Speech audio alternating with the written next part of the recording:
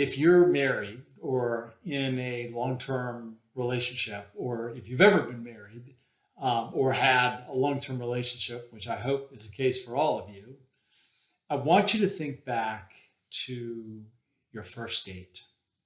Think back to the thoughts and feelings you had going into that first date. Think back to the way you behaved, the things you said, the things you did. Now think about the last date you had, or maybe a date that you had after being married for 5 years or being in a relationship for 5 years with that same individual. How did you behave differently? How did you speak differently? How did you think about the experience differently? This is a great way to think about the difference between pre-sales and post-sales. My name is Chris White, author of The 6 Habits of Highly Effective Sales Engineers, creator of DemoDoctor.com, a website dedicated to the growth and development of sales engineers. One of my favorite sayings is that sales is a courtship. And if you've listened to any of my videos, you know that I believe that even though we are responsible for the technical win and we have a technical role in the context of a sales engagement, I believe that we are in sales, that is our fundamental role.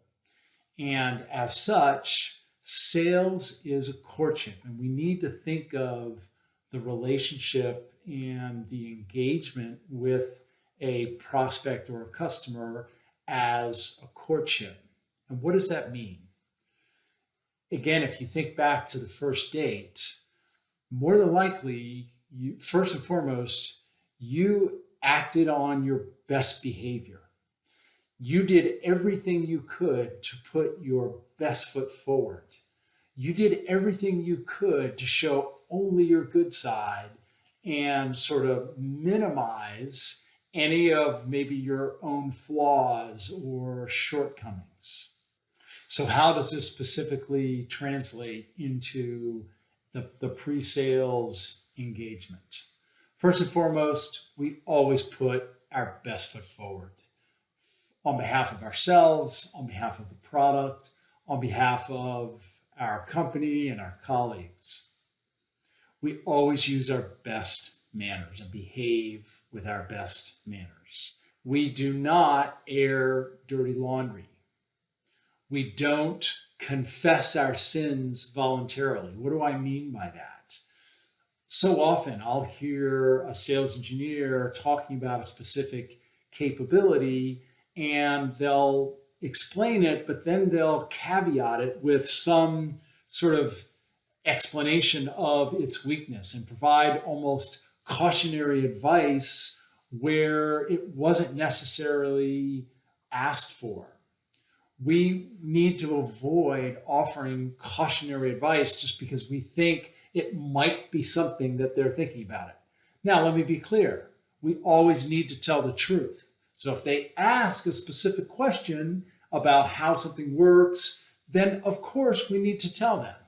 But we need to avoid offering cautionary advice. Again, let's go back to the first date. Can you imagine sitting down and your date says, "You look so nice tonight," and you say, "Thank you so much, but you ought to see me on a Sunday morning after a long Saturday night"? You probably wouldn't do that. So why would we do something similar when showing a solution or demonstrating a product? At the end of the day, today's message is sales is a courtship. Let's just remember that it's our job to put our best foot forward and engage with our customers and prospects with class, with professionalism, with authenticity and respect. With that, as always, if you know of anybody who could benefit from this message, I invite you to share it with others. And remember, people buy from people. Sales is a team sport. Develop healthy habits so you can consistently deliver winning demonstrations. We'll see you next week.